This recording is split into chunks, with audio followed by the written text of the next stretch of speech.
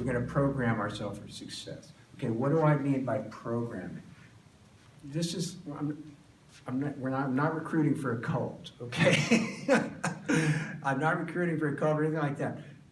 We're already programming ourselves all the time because it's how we learn things. As soon as we do something and repeat it, our brain starts creating a repetitive habit for it, okay? We're just wired like that. That's how it happens. We're creatures of habit. And when we learn things really, really well, those behaviors become automatic, and we can do them more precisely, and we can do them more accurately. And in a moment, you're going to see why I'm stressing this. But let me show you what I'm talking about, okay?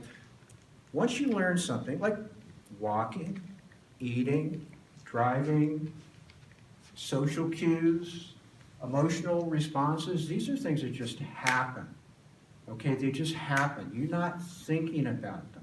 You are programmed. And let me show you so you actually experience this in a real visceral way, okay? When I say go, what I want you to do is I want you to say the letters of the alphabet in a row, just all the way from A to Z fairly rapidly, okay? Ready, go. A, B, C, D, E, all the way to Z. Keep going. All the way to Z. All the way to Z. Okay. Easy, right? Easy. Now, I'm going to make it even easier for you. I'm going to make it even easier for you. I'm going to cut your workload in half. When I say go this time, what I want you to do is I want you to say every other letter of the alphabet. Okay? Ready? Go. Okay. All right. Can you see how that's a little bit harder? Because the first one, you have a pattern encoded for it. It's hardwired. It just, boom, it goes. The second one, you have to consciously think about it. And so it's slower, okay? And that is a direct example of what I'm talking about. Virtual practice, mental practice of something can yield almost the same result. Let me say it this way. It can yield results that are just as beneficial as actual practice. There have been many studies that have actually proved this. They did one with basketball players where they had these guys come in. One half of the team went in and practiced free throws. The other half of the team just went and mentally practiced making perfect baskets. Their improvement was almost the same. Now, of course, there's going to be some differences because when you're really doing it, you're involving your muscles, you're involving some other parts of the brain, your motor movement. But on the other hand, when you're practicing in your imagination, you have the ability to speed things up, slow them down, try things a different way. You have a lot of flexibility. So just consider the possibility that practicing something can, in your mind, can actually help build those skills. Because that deep part of your brain that actually assembles those skills is receiving input from external input, meaning your sensory input from the external world. It is also receiving input from your internal input, the things you say to yourself, the things you picture happening. And at that level, it doesn't distinguish as much as you might think, okay? And I think we all have had this experience. You know, people can talk themselves into a lot of different things, good and bad, okay? Good and bad. We're going to focus on the good tonight. But remember that when you do work in your imagination, you have a lot of flexibility. So I'm not suggesting you can just go in a room, sit in a chair, close your eyes, and suddenly you're going to be a concert pianist. No, you're going to have to go and actually practice. However, and I've experienced this myself with music, because I'm a professional musician as well, if you do the practice, you can have some days when you don't practice where you just sit there and really, really imagine it, and you can advance just as much, even more because of this flexibility. So it's important to use them together. So, all right, now we have some background, now we kind of got some warm-up. So now we're going to get into the nitty-gritty here. I want you to think about something in your life that you would like to change. Now, again, make it something that you have control of, okay? In other words, something like this. I wish I felt like this when my boss talked to me, rather than I wish my boss would do this. We can't control other people. You can't control what other people do. So just pick something that you would like to change, okay?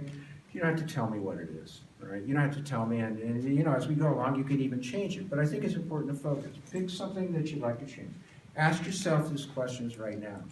Why is it important to me? Not to my family, not to my employer, not to anybody else, okay? Why is it important to you? Because you're going to need that emotional charge to make this work. It has to be something that you want. What are the benefits you're going to get from making the change? And then ask yourself, why haven't you done it already? What's going on with that? Why haven't you done it already? Now, you don't need to know the answer to that right now, but I want to light those circuits up in your brain. Okay, now, we're going to take some of the stuff that we just did in those exercises and apply it here. What will it be like when you made the change? I want you to think about that. What will it be like when you made the change? And if you don't mind, if you close your eyes right now and imagine what that would be like in the same way you imagine that flower, in the same way you imagine that music, in the same way you imagined you were on the beach. Imagine what it's going to be like when you have this thing, when you made the change, when you've got what you want. Imagine what that'd be like. And I want you to give it a name. The first thing that comes up in your mind, just give it a name. It doesn't even have to make sense. Just give it some kind of a name.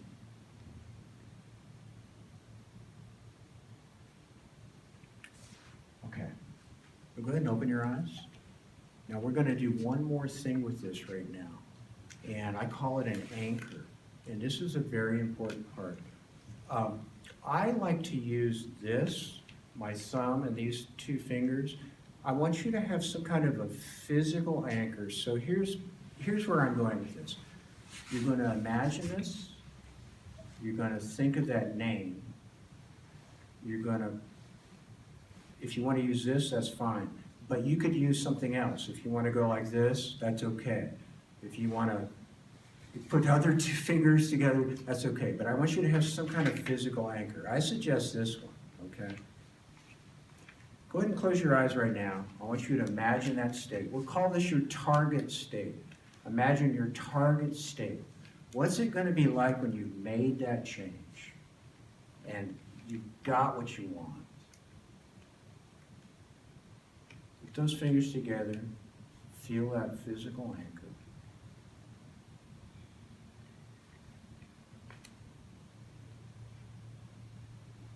Imagine that I've got a dial right here. I'm turning this dial, and it's turning those sensations up. It's making them more intense. Squeeze those fingers together a little bit. Okay. You go ahead and relax your hands. And go ahead and open your eyes. Now, this is something that I would suggest that you use as self-hypnosis. This is a very short, streamlined, direct way that you can do self-hypnosis. It can be a short-term goal, it can be a long-term goal, but you're basically programming your GPS. You're saying, this is where I'm going. And let your unconscious mind, with all of that information, it's going to figure out the right route for you to get there. You're going to start noticing things you didn't notice before. Conversations, things you might see online. Take that and use that in self-hypnosis, okay? It's a very, very, very powerful technique. You can do it when you take a break at work. You know, you can do it when you come home. That took what, 15 seconds? You could, take a minute, 2 minutes at the most. But it's very, very doable. If you do that, if you do nothing else, if you take nothing else away from this and you just do that, you'll love it. You'll love the change. There's two basic ways that you can stay on track with a change program. One is by using willpower. And when I say willpower, I mean by consciously forcing, remembering to do something, and that can work really well for short term. If you need to get through a shift at work, if you need to cram for a test or something, willpower is great. And it gets a bad rap because people think, oh, my New Year's resolution didn't work. I'll tell you why. Willpower is really, really good for short-term applications. But for long-term, it doesn't really work. Like, say, weight loss, for instance, or quitting smoking, or changing anything like that. It's just too hard to remember all the time. You're going to slip sometime. But habits, that's different. Because when you establish a habit, like going to the gym, or like, hey, I'm not a smoker anymore, or a habit of eating certain thing, habits take on a life of their own. It doesn't require effort anymore. It just goes. It's automatic. So habits are a really important tool. So if you want to make a change in your life, start thinking about developing positive habits, because habits can work both ways. Like I said, as soon as you do something more than once, your brain starts wanting to encode it as a pattern as soon as you do that. So watch out for that. Typical thing would be like junk food or something. You're eating junk food and then you eat the next one and then you eat the next. Well, now you know that you can see this. If you take the second Dorito, that you're much more likely to take that third one, take that fourth one. So be aware of the habits that are working against you and be aware of developing habits that work for you. Yeah? Pretty simple. And the other thing is belief. Now, I'm not talking about, I believe I can play in the NBA even though I'm only 5'2". I'm not talking about beliefs that are unrealistic.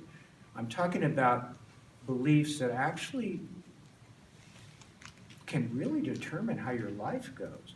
I mean, when you're a young child, if one of your relatives comes up and says, oh, you're such a nice, cute, round little girl, all the women in our family are overweight, you're going to be just like all the women in our family.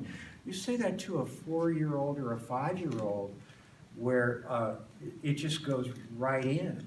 And that can be a belief that can actually determine their direction in life. So beliefs are very, very powerful. Now, the flip side of that is, let's say you're a football player and it's the end of a football game and you're the quarterback and your team, you got 1 minute to get down the field and make the touchdown. The coach calls a timeout and brings you in and he says, I believe in you. I believe you can do it. I know you can do it. Well, that's a different kind of belief.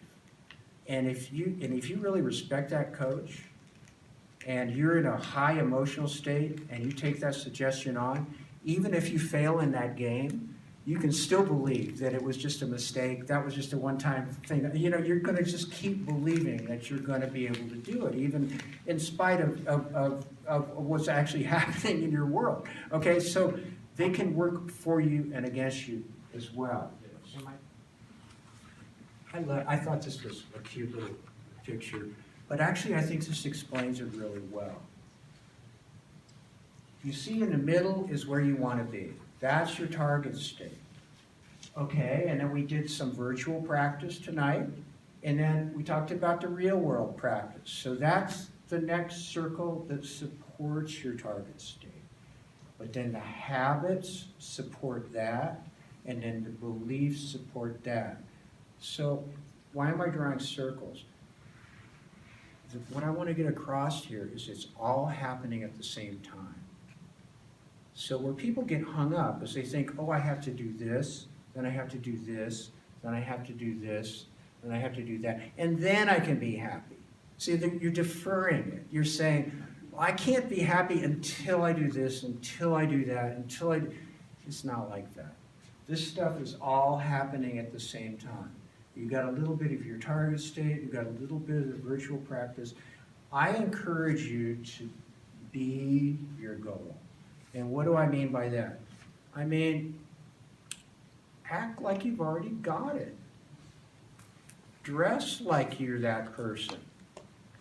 Go to meetups and things like this, like you're right here. Go to things like this that a person that would have that would do.